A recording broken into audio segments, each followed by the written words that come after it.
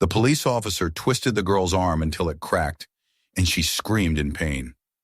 At that moment, Ronda Rousey walked into the store, and within seconds the officer was on the floor, restrained by her hands. Subscribe, leave a like, and tell us in the comments where you're watching from. Would you?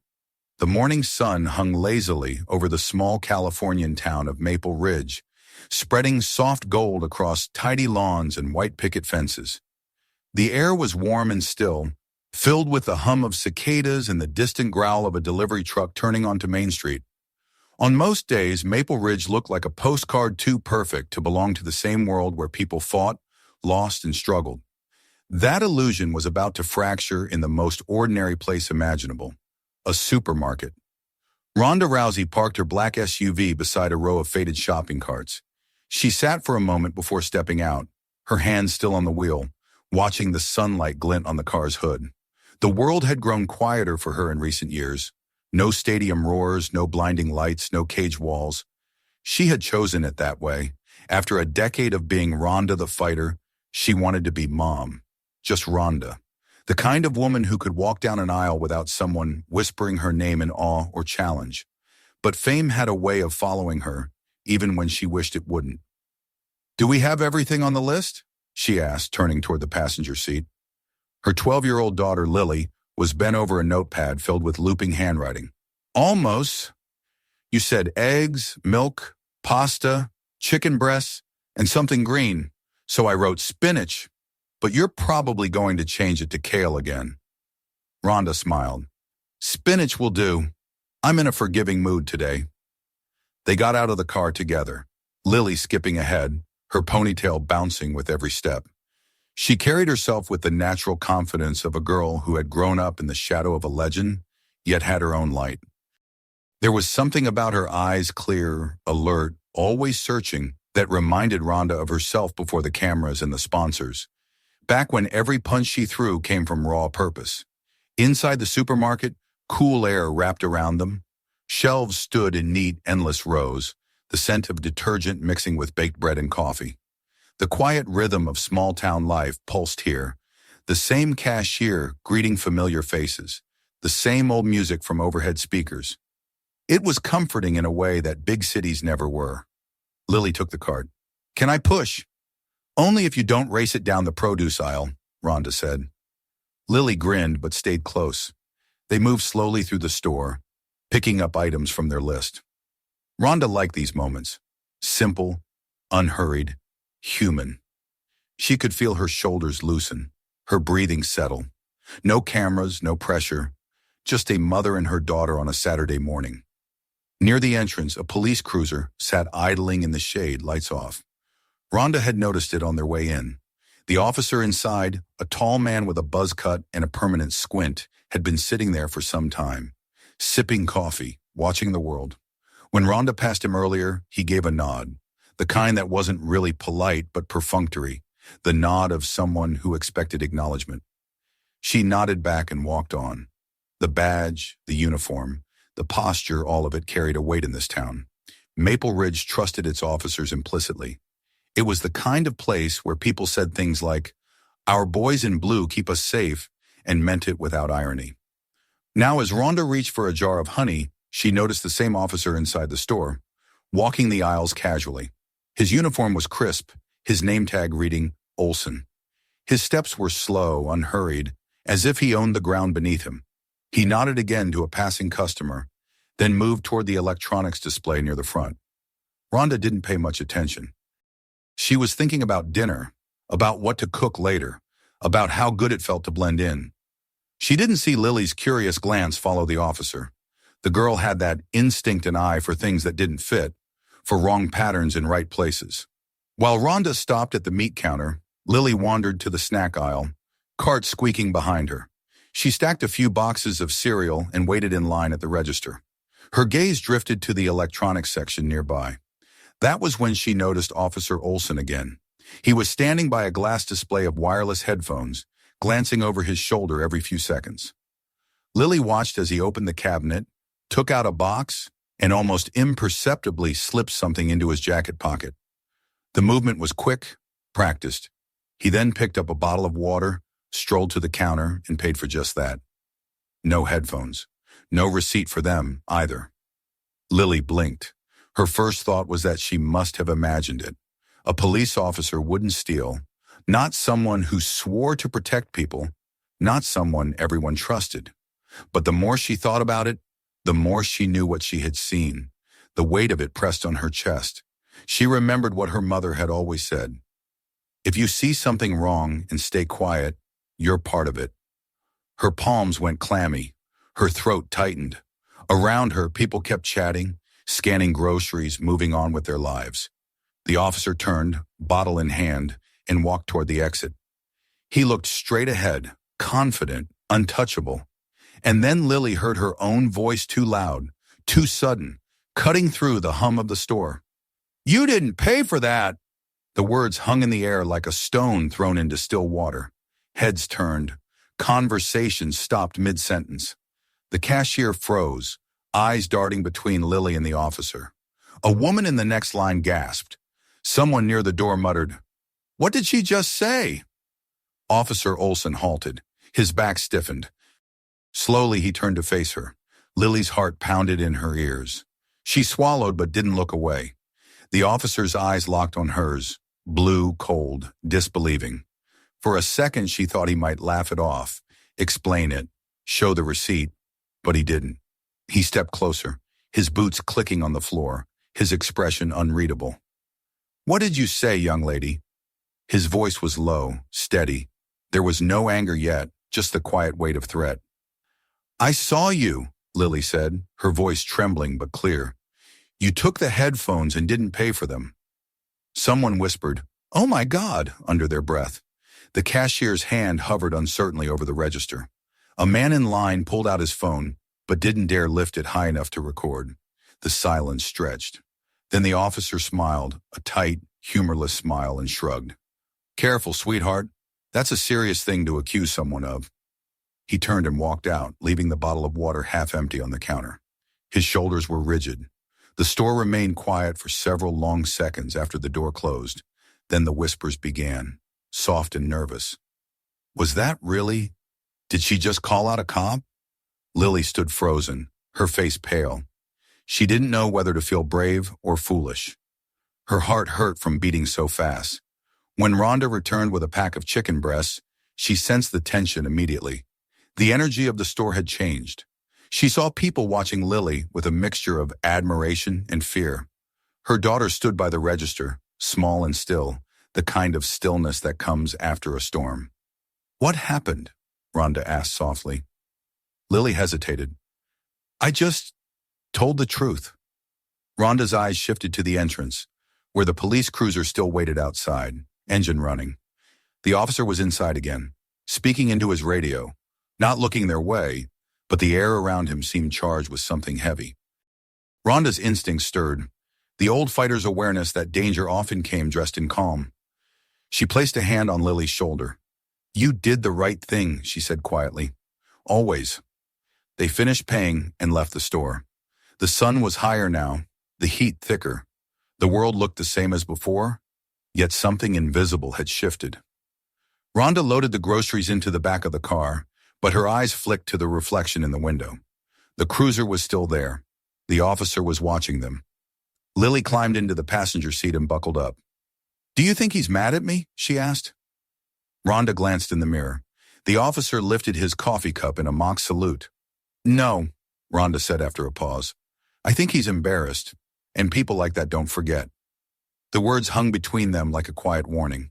As they drove away, the small town of Maple Ridge looked just as peaceful as ever, but Rhonda felt the tremor beneath it, the kind that meant peace was about to break. And somewhere in that sunlight, the promise of a confrontation had already begun to form, waiting for the right moment to erupt. The ride home from the supermarket was silent at first. The sound of the tires rolling over the asphalt filled the air, accompanied by the faint hum of the radio that Rhonda had turned on to keep her daughter from thinking too much. Lily sat in the passenger seat, staring out the window, replaying the moment over and over again in her head. She hadn't meant to draw attention, hadn't planned to say anything so loudly.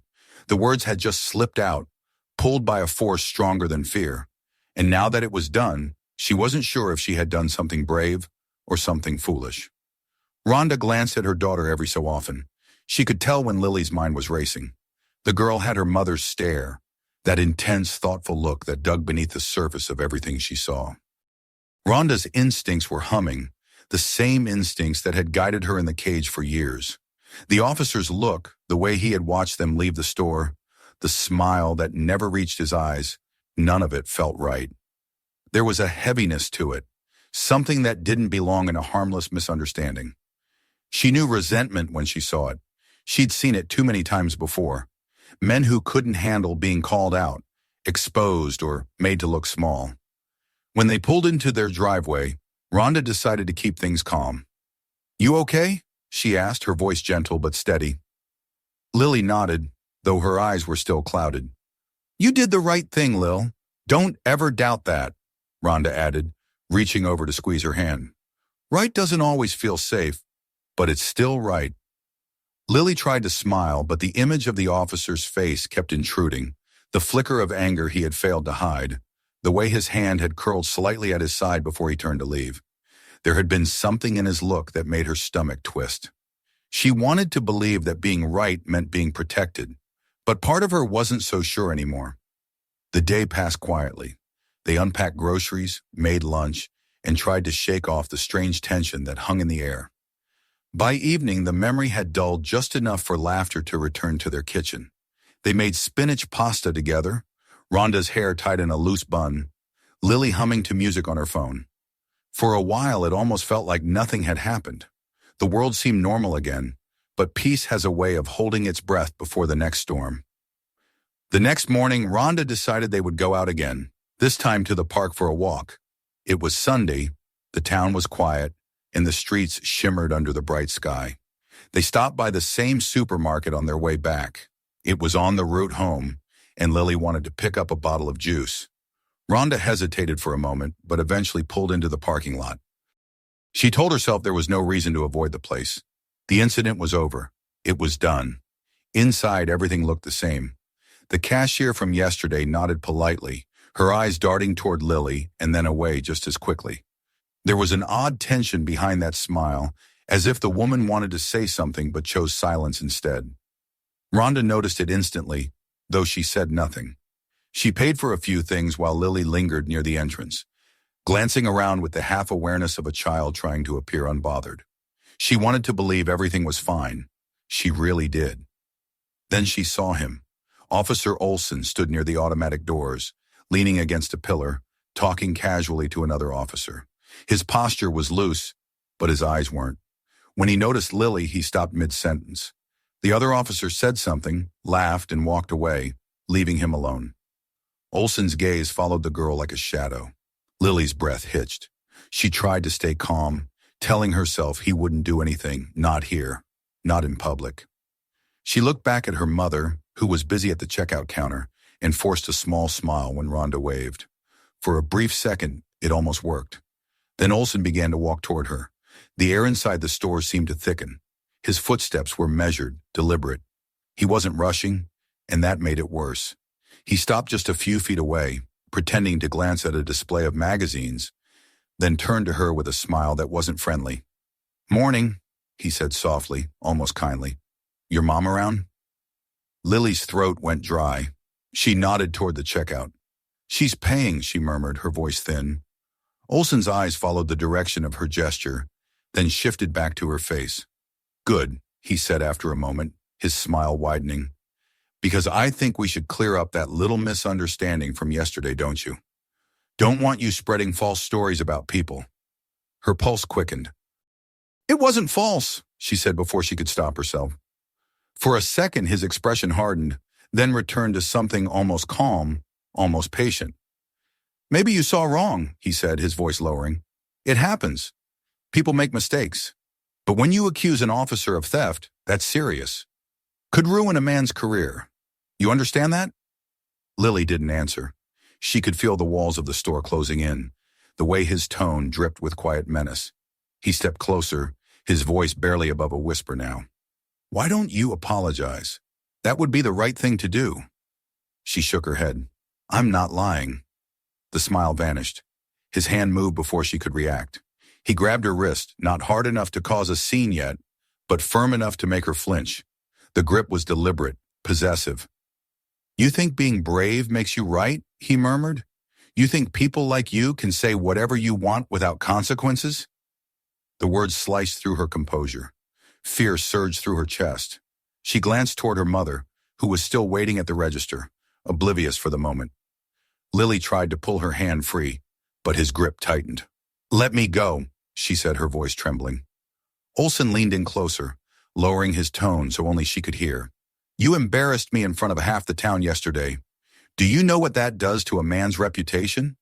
Maybe next time you'll think before running your mouth." He twisted her wrist slightly, not enough to draw screams, but enough to make tears sting her eyes. Pain shot up her arm, sharp and hot. She bit her lip to keep from crying out. The humiliation was worse than the pain, the realization that no one was stopping him, that people were watching and still doing nothing. A few shoppers turned, looked, and then looked away.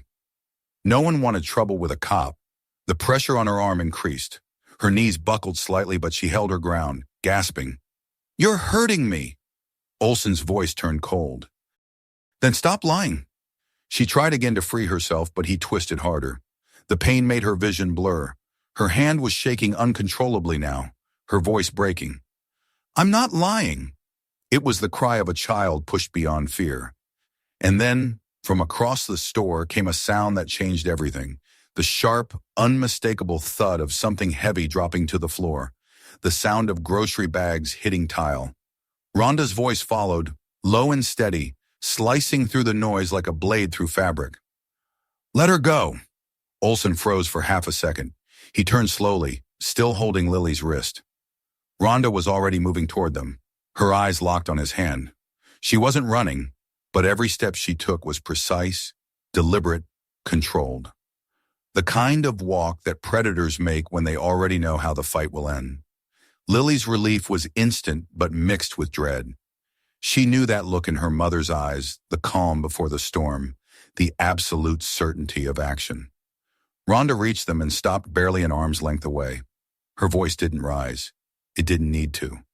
"You have exactly 1 second to take your hand off my daughter." The officer's face twisted into a sneer. "Ma'am, you need to calm down. Your kid—" He didn't finish. The shift in Rhonda's stance was small but unmistakable. The subtle pivot of her right foot, the quiet tightening of her shoulders. Every fighter's instinct in her came alive.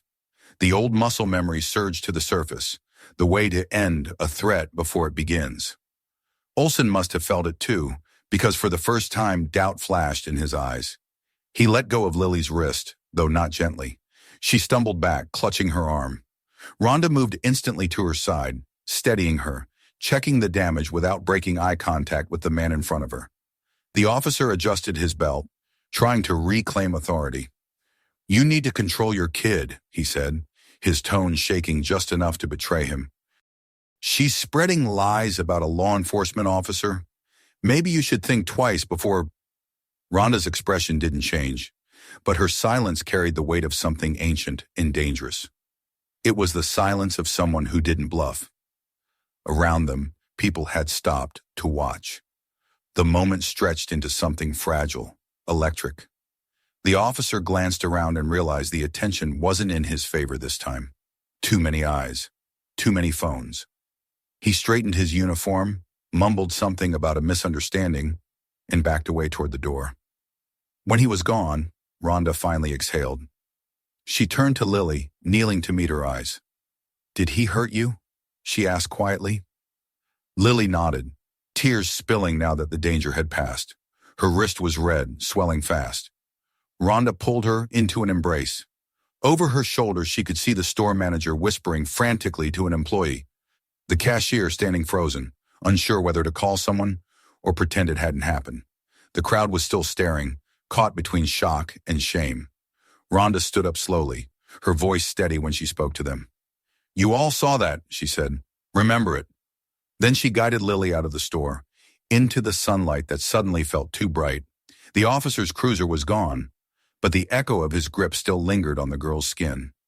As they walked to their car, Rhonda's jaw tightened. She knew this wasn't over. Men like him didn't let things go. They hid behind their badges until someone took that badge away from them. She opened the passenger door for her daughter and looked once more toward the quiet street beyond the parking lot.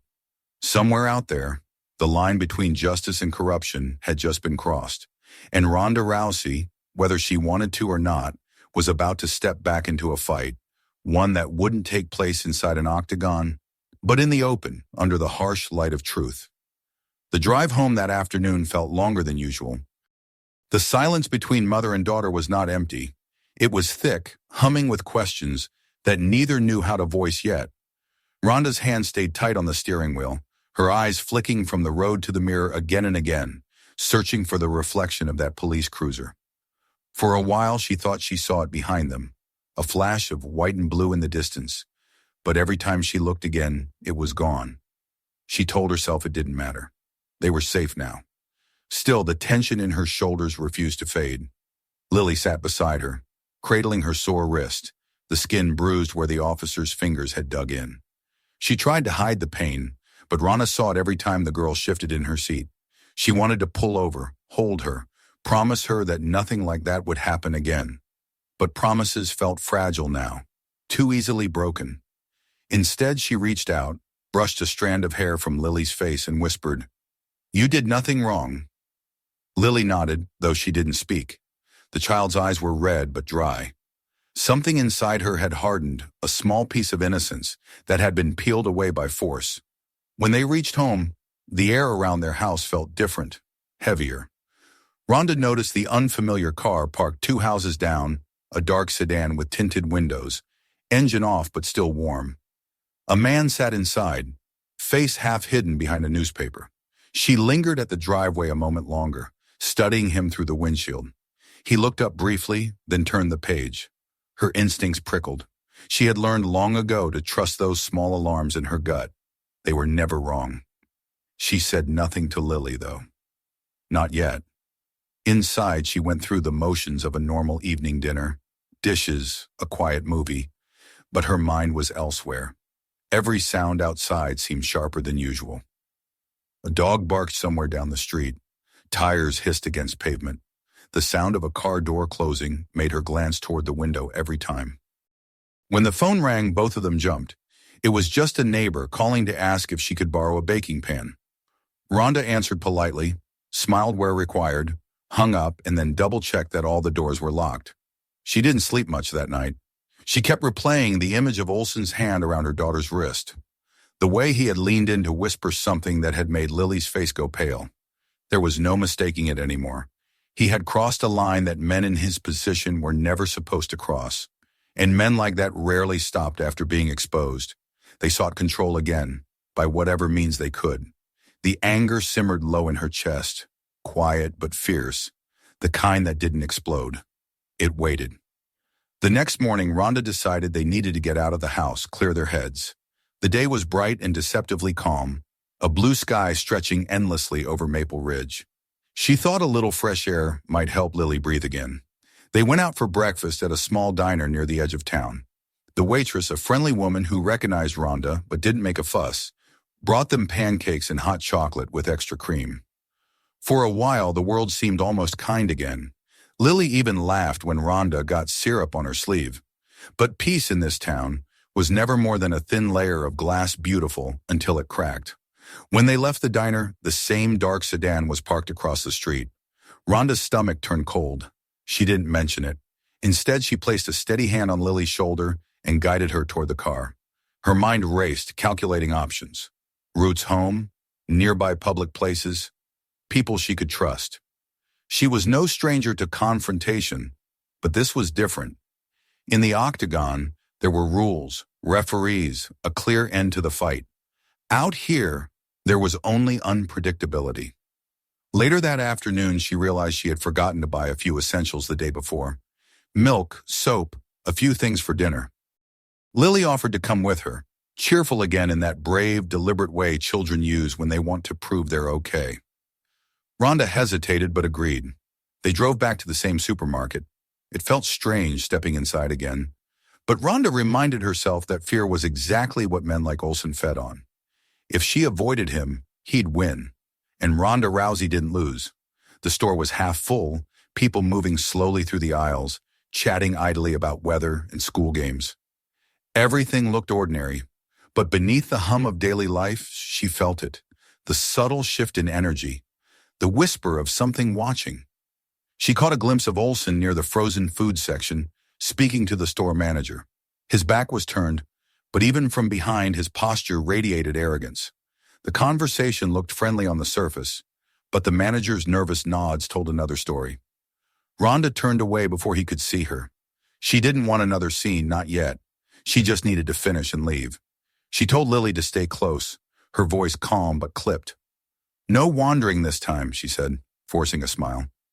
Lily nodded, understanding more than she should have had to. They made it through most of the aisles without incident. Then as they neared the checkout, Rhonda heard the sound of boots behind them, the heavy, deliberate rhythm of a man walking with intent. She didn't turn around. Not yet. She waited until Lily set the last item on the counter. The cashier looked up, froze for a moment, and her eyes darted past Rhonda's shoulder. That was enough. Rhonda turned. Olsen stood a few feet away, hands on his belt, expression carved from stone. "Ma'am," he said, his voice dripping with fake politeness. "I'd like a word." Rhonda's stomach tightened. "I'm shopping with my daughter. Whatever you have to say can wait." "It's about yesterday," he continued, ignoring her words. "Your kid made some serious claims. We can't just let that slide." Lily stepped slightly behind her mother, her hand clutching Rhonda's sleeve. Rhonda didn't move. Her gaze locked with his, unblinking. "Then take it up with me," she said quietly. "Leave her out of it." Olsen's lips curved into something between a smile and a snarl. "You think you can protect her from everything?" he asked. "Even from the truth?" Rhonda said nothing. The silence that followed was louder than words. Around them, the checkout line froze, people pretending to look at their phones while sneaking glances. No one interfered. They all felt the same unease, that ancient instinct to stay out of trouble when power flexes its badge. When Rhonda turned back to pay, she saw him move from the corner of her eye. He stepped closer, his voice dropping low enough that only she could hear. "You think being famous makes you untouchable? You think you can humiliate a cop and walk away?" The tone wasn't angry. It was almost tender, and that made it worse. "People like you forget how small they really are when no one's watching." Rhonda didn't flinch. She had faced men stronger, meaner, more dangerous. But the difference was that those men had fought her openly. This one hid behind authority. She picked up her bag, her eyes steady on his. "You should remember something too," she said evenly. "Bad men with badges still fall."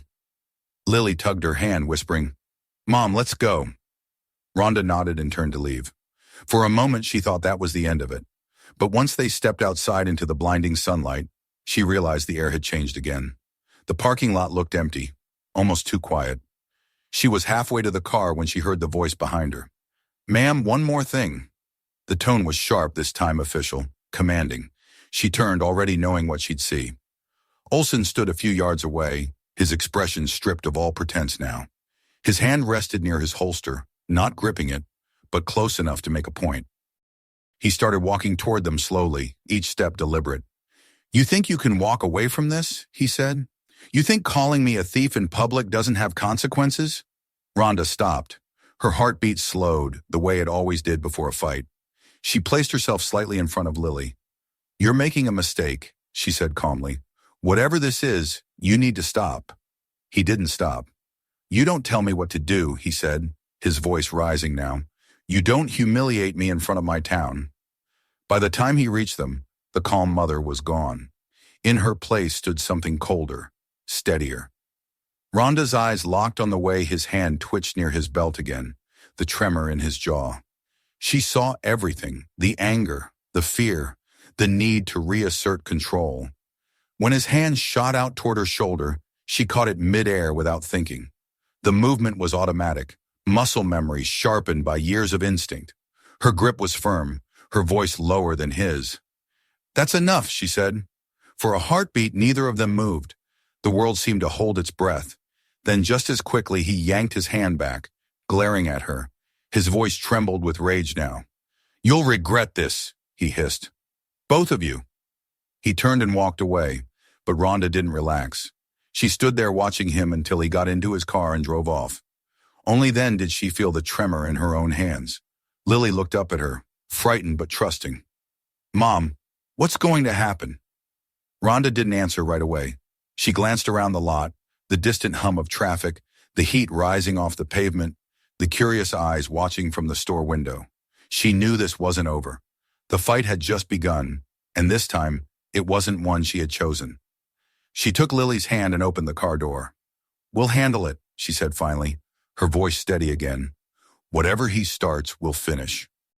As they drove away, the reflection of the patrol car appeared briefly in the mirror again, just long enough to remind Ronda of the truth she already knew. Some battles don't wait for an arena. They find you on the quietest streets, on the calmest days, when you think the world has finally left you in peace.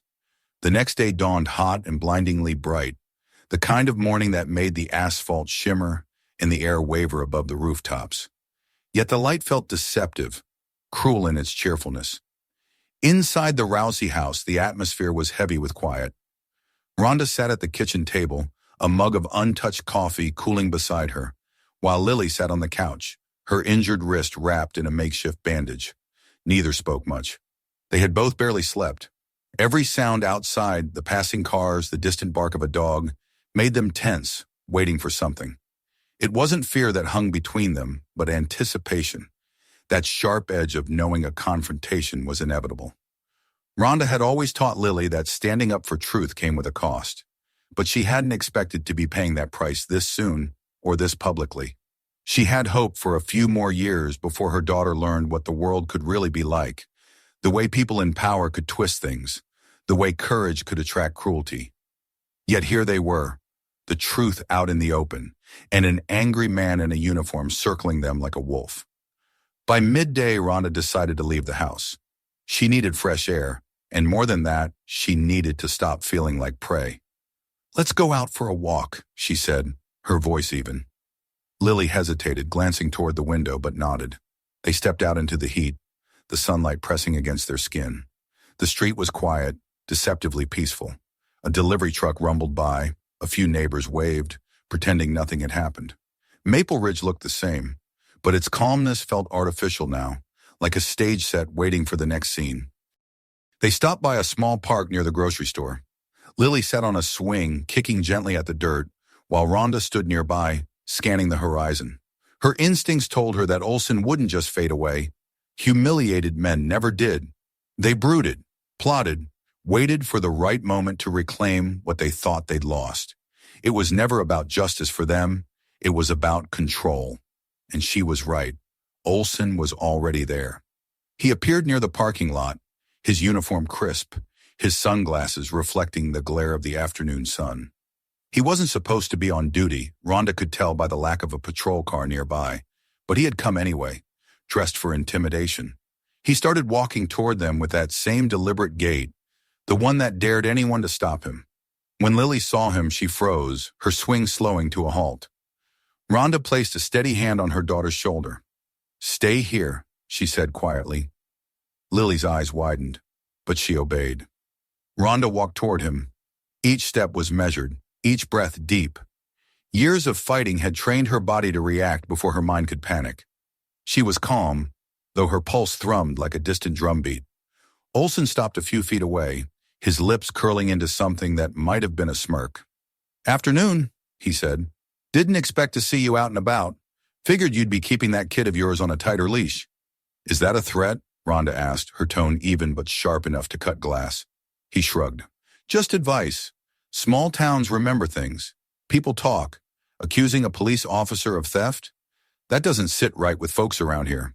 They trust me. They don't trust outsiders." "Then they'll learn," Ronda said simply. Her composure seemed to unnerve him. He took a step closer, lowering his voice. "You think because you used to fight for a living that you can scare me? This isn't the octagon, lady. Out here I make the rules." That was when Lily's voice broke through the air, small but trembling with defiance. "You hurt me," she said from behind her mother. "You grabbed me." Olsen's face hardened. "You should teach your kid to watch her mouth." Ronda's patience snapped. You should learn to watch your hands, she said, her tone dropping to something quieter, deadlier. She moved a fraction closer, and though she hadn't raised her voice, everyone nearby could feel the tension coiling around them. Two joggers slowed on the sidewalk, sensing something wrong but unsure what to do. Olsen reached out suddenly, maybe to shove, maybe to intimidate. He never got the chance. In a single motion, Ronda sidestepped, deflecting his arm with effortless precision. His balance faltered, just enough.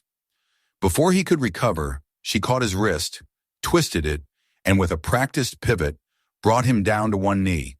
The sound of the fall cracked through the air like thunder. Gasps rippled from the bystanders. He struggled, but she was faster, stronger, precise decades of muscle memory and discipline focused into one seamless flow of movement. She stripped the baton from his belt, flung it aside and pinned him face down on the grass, pressing his arm into the ground just shy of dislocation. "Let go!" he barked, face red, breath coming in harsh bursts. "You don't get to give orders," she said, her voice low, steady as steel. She reached for the handcuffs on his belt, his own, and snapped them around his wrists in one swift motion.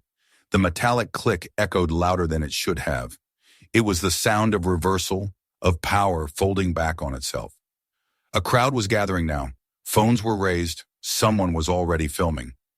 Lily stood frozen near the swings, tears on her face, not from fear this time, but from disbelief at what she was seeing. Her mother, calm as ever, standing over a man who had terrified her only hours ago. Justice made flesh. Olsen cursed, twisting beneath her hold, but Ronda didn't budge. She wasn't hurting him more than necessary, but she made sure he couldn't move. "You've just assaulted an officer," he spat, voice muffled against the ground.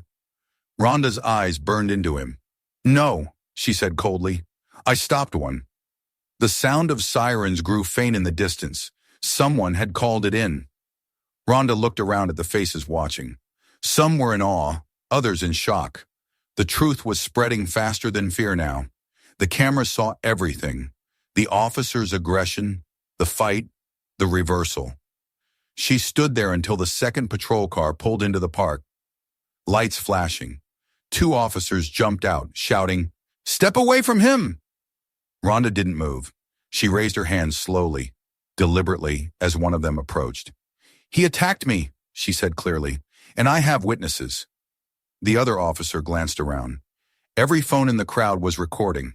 The truth was already documented. "Get him up," one muttered, bending to pull Olsen to his feet. The fallen officer's face was blotched with fury and humiliation. He glared at her through strands of hair stuck to his forehead. "This isn't over," he hissed. Ronda met his glare evenly. "You're right," she said. "It's just beginning." They took him away, though he kept shouting threats and accusations.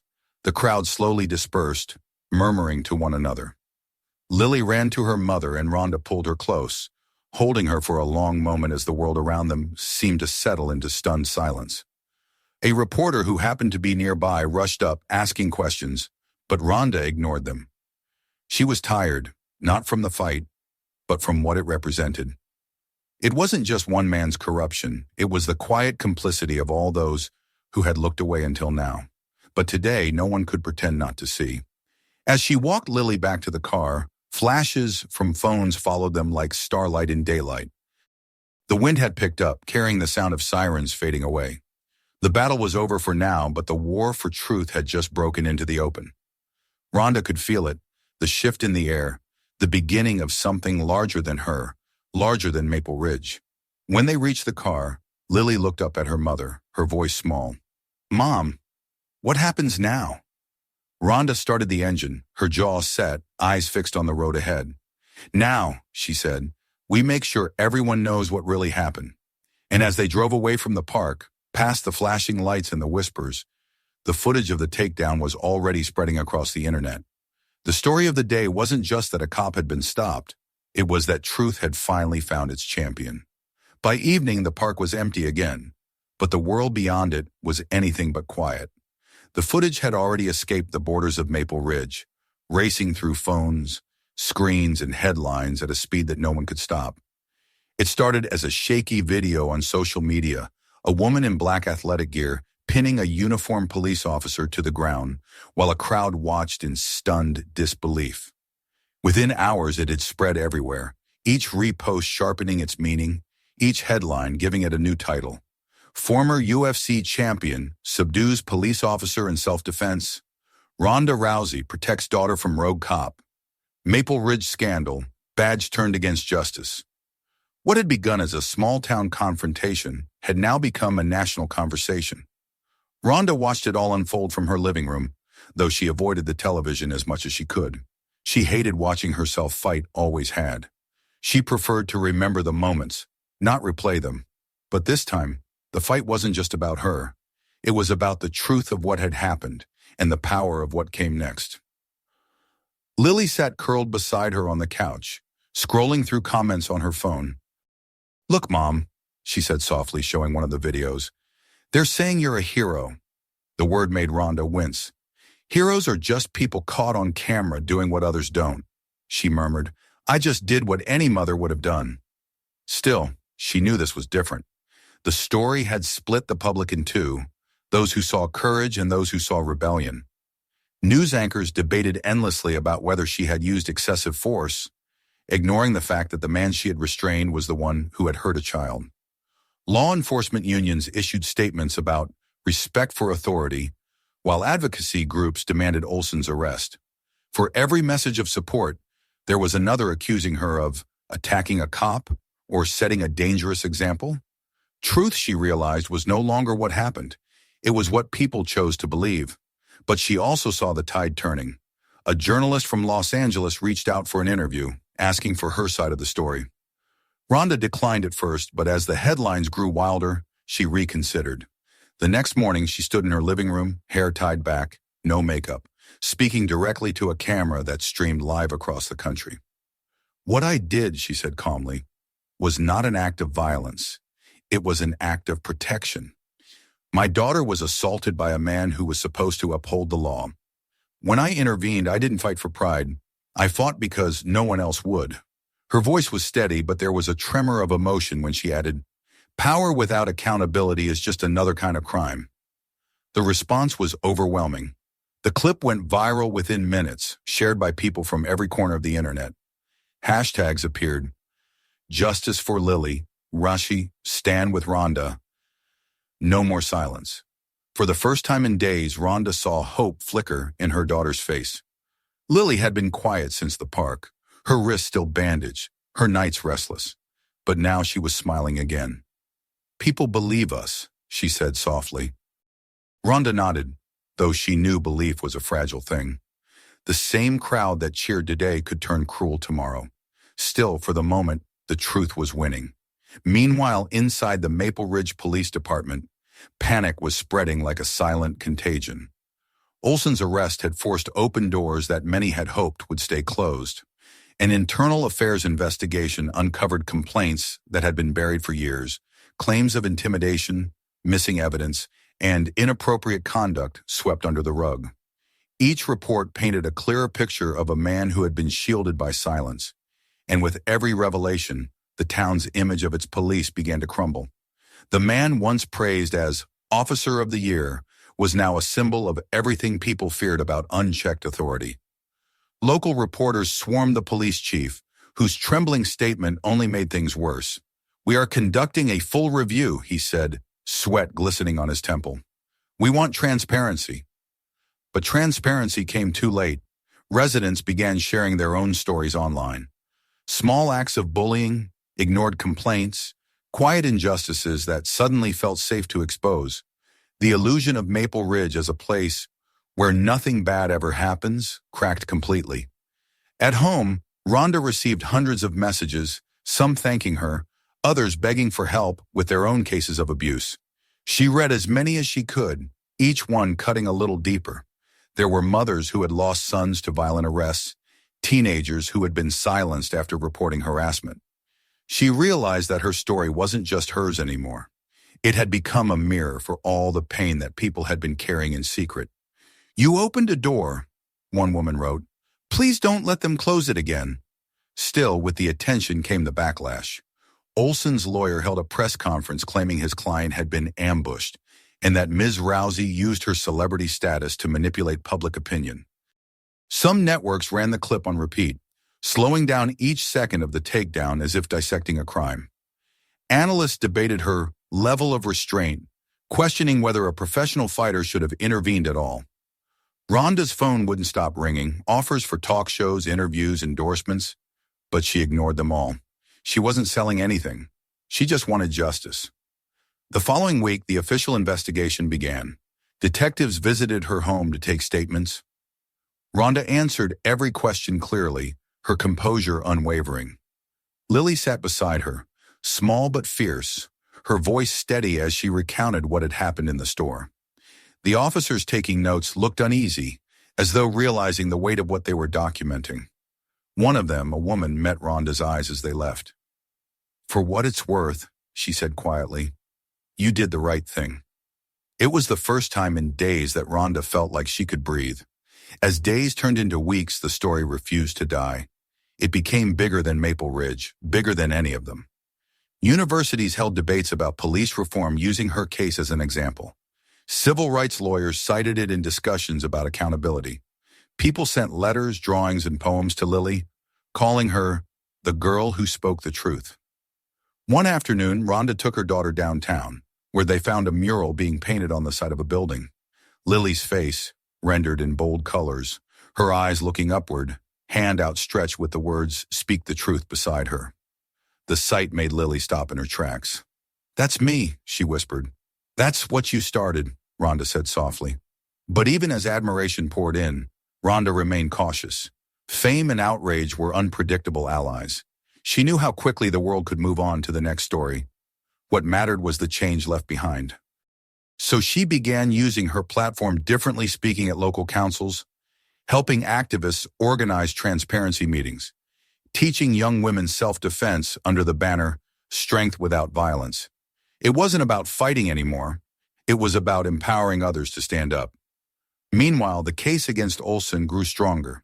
The footage, the witnesses, the record of prior complaints all pointed in one direction. When he was finally charged with assault, obstruction of justice, and theft, the news broke with little fanfare. There were no protests in his defense, no one to carry his name through the mud of denial. The truth had settled like gravity, quiet, immovable. One evening, Ronda sat on the porch, the sun sinking low over the rooftops. Lily lay beside her, sketching in a notebook, her laughter soft and easy again. The world had changed, but so had they. The fear that once shadowed them had been replaced by something new. Not peace exactly, but strength. The kind that didn't come from fighting, but from surviving the fight. When the first stars appeared, Lily looked up and said, "Do you think people will forget?" Ronda took a long breath before answering. "They'll forget the noise," she said, "but not the message." And as the evening deepened, a breeze carried the sounds of the town around them, quiet, hesitant, as if learning how to breathe again after holding its breath for too long. The storm had passed, but its echo remained, reshaping everything it touched. Autumn came quietly to Maple Ridge, as if the town itself was trying to wash away the echoes of the summer that had changed it forever. The fiery headlines had cooled, the cameras had moved on, and yet the consequences of those few days still lingered like ripples in still water. For Ronda, life had returned to a slower rhythm, though it would never be the same as before. She had become a symbol, something she had never wanted to be, but she had learned to live with the weight of that word. The mornings began with quiet, the scent of coffee, and the soft hum of Lily getting ready for school, her laughter slowly reclaiming the spaces once filled with fear. The legal storm that followed Olsen's arrest had turned the town inside out. The police department had been forced to cooperate with state investigators, their records scrutinized, their policies dissected. Every buried complaint resurfaced, every act of intimidation brought to light. The people who had once defended Olsen in whispers now spoke of him as if they had never known him at all. He had become a cautionary tale, a name spoken in shame, not fear. And yet justice, as Ronda had learned, moved slowly, too slowly for her liking. Weeks turned into months. Hearings were held, statements taken, but progress crawled. Olsen's lawyers fought bitterly, twisting words, portraying him as a man pushed too far, as if his uniform had somehow sanctified his cruelty. But the evidence was overwhelming. The video from the park, the bruises on Lily's wrist, the testimonies of witnesses, all of it formed a truth that could not be undone. The day of the verdict finally came in late October, when the air was cold and dry, and the trees stood bare like witnesses waiting to speak.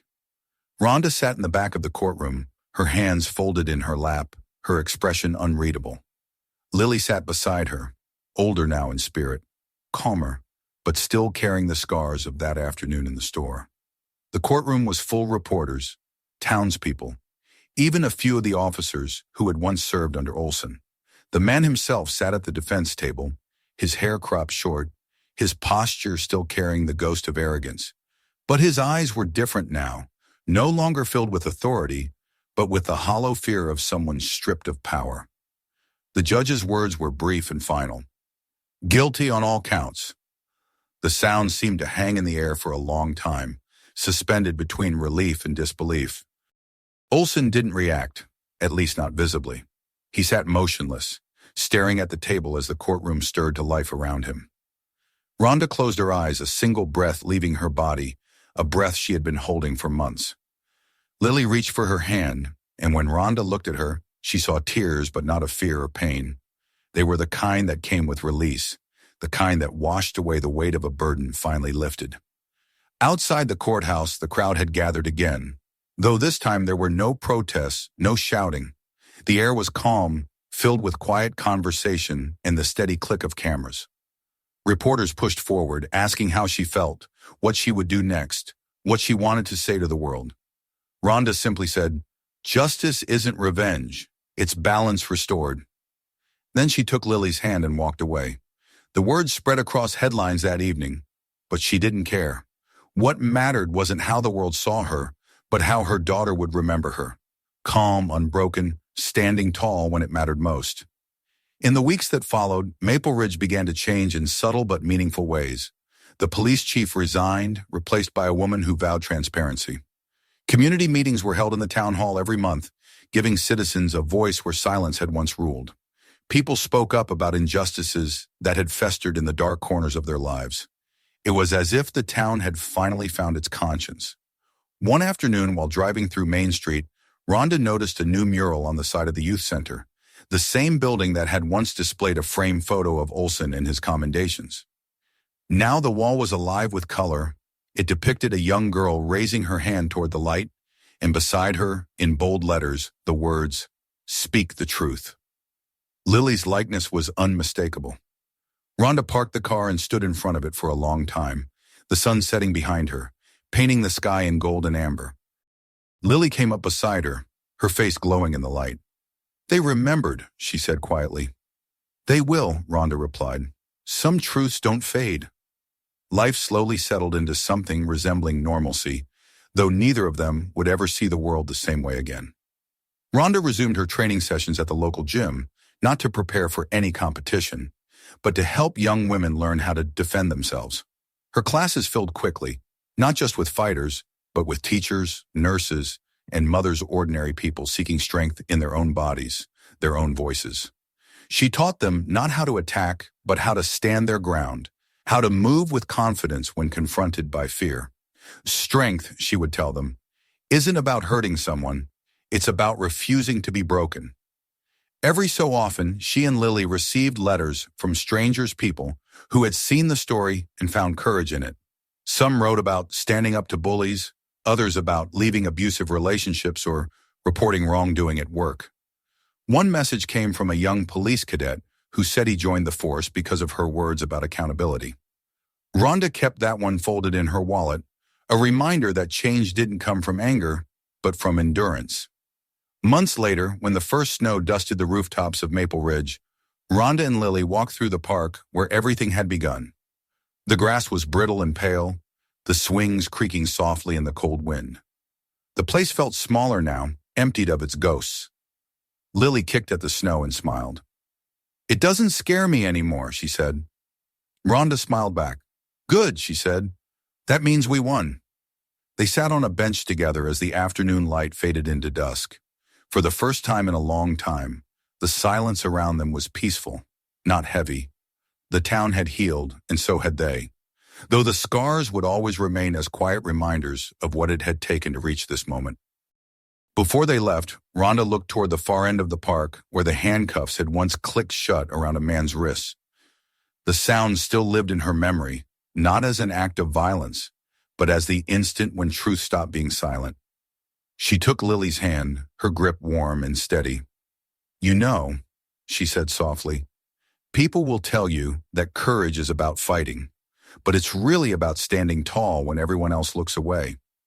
As they walked back to the car, snowflakes began to fall, soft and fleeting. The lights of Maple Ridge flickered on one by one, glowing through the cold twilight. The town was no longer the same, and neither were they. But somewhere deep within, beneath the scars and the stories, both mother and daughter carried something indestructible, the certainty that justice, once awakened, never truly sleeps.